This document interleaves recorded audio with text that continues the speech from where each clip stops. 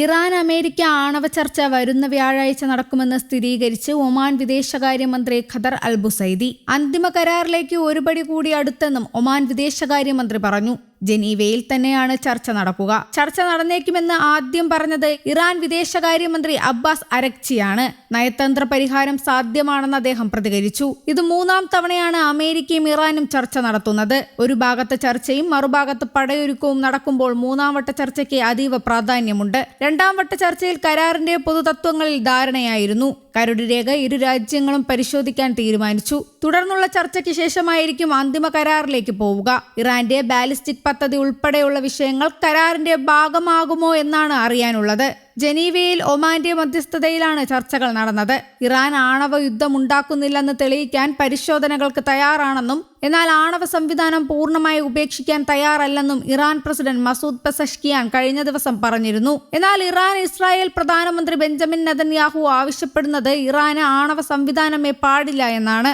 അന്തിമ കരാറിൽ എന്താകും ഉണ്ടാവുക എന്നതിൽ പല അഭ്യൂഹങ്ങളും പരക്കുന്നുണ്ട്.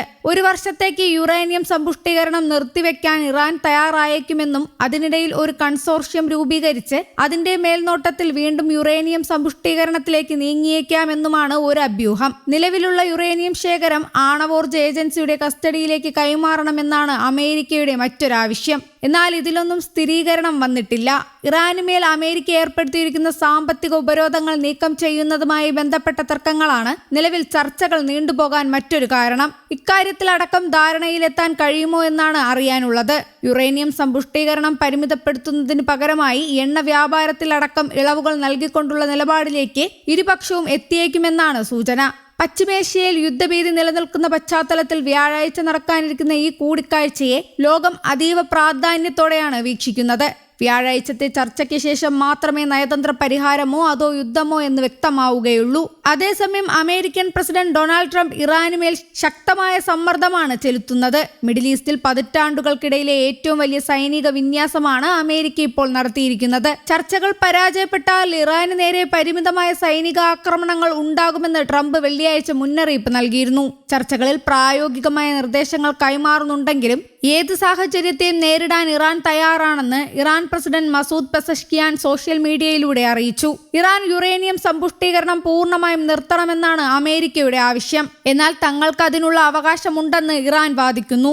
ജൂൺ മാസത്തിൽ അമേരിക്കയും ഇസ്രായേലും നടത്തിയ ആക്രമണത്തിന് ശേഷം ഇറാൻ യുറേനിയം സമ്പുഷ്ടീകരണം നടത്തിയിട്ടില്ലെന്നാണ് അരാക്ചി അവകാശപ്പെടുന്നത്. എങ്കിലും ഇറാന്റെ മിസൈൽ ശേഷി മുൻപത്തേക്കാൾ മെച്ചപ്പെട്ട നിലയിലാണെന്നും അദ്ദേഹം ഓർമ്മിപ്പിച്ചു.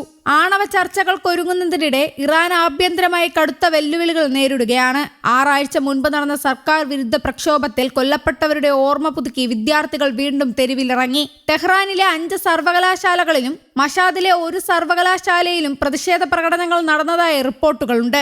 ഏകാധിപതിക്ക് ഭരണം എന്ന മുദ്രാവാക്യങ്ങളുമായി വിദ്യാർത്ഥികൾ ഭരണകൂടത്തിനെതിരെ രംഗത്തെത്തി. കഴിഞ്ഞ ജനുവരിയിൽ നടന്ന പ്രക്ഷോഭങ്ങളെ അടിച്ചമർത്താൻ ഇറാൻ സൈന്യം നടത്തിയ നടപടികളിൽ ആയിരക്കണക്കിന് ആളുകൾ കൊല്ലപ്പെട്ടതായാണ് മനുഷ്യാവകാശ സംഘടനകൾ റിപ്പോർട്ട് ചെയ്യുന്നത്. ഹ്യൂമൻ റൈറ്റ്സ് ആക്ടിവിസ്റ്റ് ന്യൂസ് ഏജൻസിയുടെ കണക്ക് പ്രകാരം 7015 പേർ കൊല്ലപ്പെട്ടിട്ടുണ്ട്. എന്നാൽ ഇറാൻ സർക്കാർ ഔദ്യോഗികമായി അറിയിച്ചിരിക്കുന്നത് 3117 പേർ മരിച്ചു എന്നാണ്.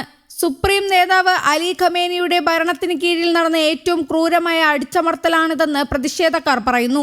ഇന്റർനെറ്റ് നിയന്ത്രണങ്ങൾക്കും വിദേശ കോളുകൾക്കുള്ള നിരോധവും കാരണം ഇറാനിലെ കൃത്യമായ മരണസംഖ്യ പുറത്തു കൊണ്ടുവരുന്നത് ദുഷ്കരമാണ്.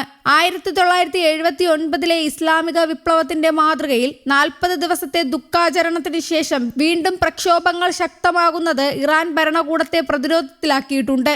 ആഭ്യന്തര സമ്മർദ്ദവും അന്താരാഷ്ട്ര ഉപരോധങ്ങളും ഒരുപോലെ നേരിടുന്ന ഇറാന് വ്യാഴാഴ്ചത്തെ ചർച്ചകൾ അതിനിർണായകമാണ്. News desk, Kerala Kaumudi.